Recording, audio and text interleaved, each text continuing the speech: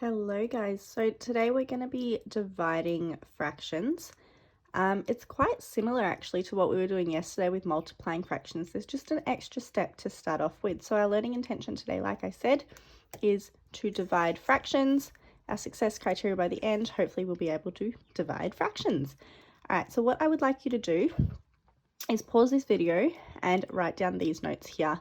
And what these notes are is denominators. So remember the bottom number of our fraction. So this number over here, this number over here, they do not need to be the same. Okay, they only need to be the same when we're adding and subtracting fractions. But when we're multiplying and dividing, they do not need to be the same. The next dot point, mixed numbers. So remember when we have a number in front of our fraction, they need to be converted into our improper fraction. So where our number on top is bigger than our number on the bottom. So remember when we convert these, we do this bottom number times by the number in front. So 5 times 2, which is 10. And then we add the top number. So 10 plus 3 is 13.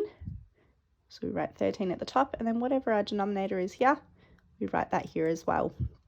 Okay, so the same as yesterday when we were multiplying, we changed our mixed number into a improper fraction first. And then to divide a fraction, we multiply what's called the reciprocal. So if I have a fraction, say I have the fraction 3 over 7, what the reciprocal is I flip it. So 3 over 7, the reciprocal of that will be 7 over 3.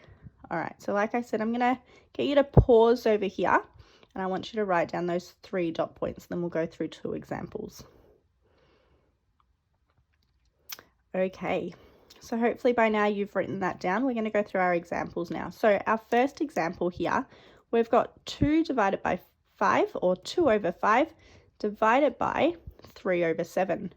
So when we're dividing fractions, what we do is we take this first number and we write it the exact same way. So whatever number is written first, okay, whatever fraction is written first, we write it the exact same way.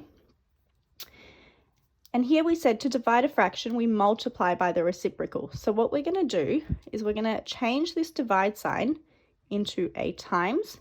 But because we've changed it into a times, what we have to do is we have to flip this. We have to do the reciprocal. So the reciprocal of 3 over 7 is going to be 7 over 3. And then hopefully this question is like what we were doing yesterday. So this will become, oh, my hair's on the corner of the page. That's not very useful. We do 2 times 7 because we do numerator times numerator. 2 times 7 is 14 over denominator times denominator. So 5 times 3 is 15. And that is your answer. Okay, so there's 2 main steps that we need to do when we're doing this. We write the first number the same way. We change this division into a times, and we flip these 2 numbers together. Okay, so we write the reciprocal. This flipping process is called the reciprocal, and then we times the same way as we were yesterday. So if you need help with the timesing, I would suggest you watch yesterday's video. All right. In this example here, we've got what we call our mixed numbers, okay? So remember, step number 2 said we need to convert mixed numbers into improper fractions first. So what we're going to do is we're going to convert this.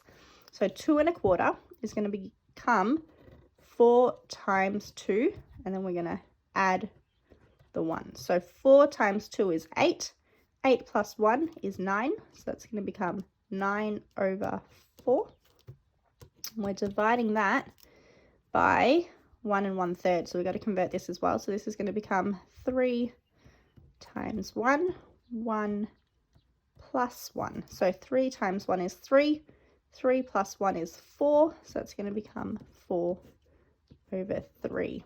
And now this question is looking a lot like our first question was looking. So we're going to follow the same steps.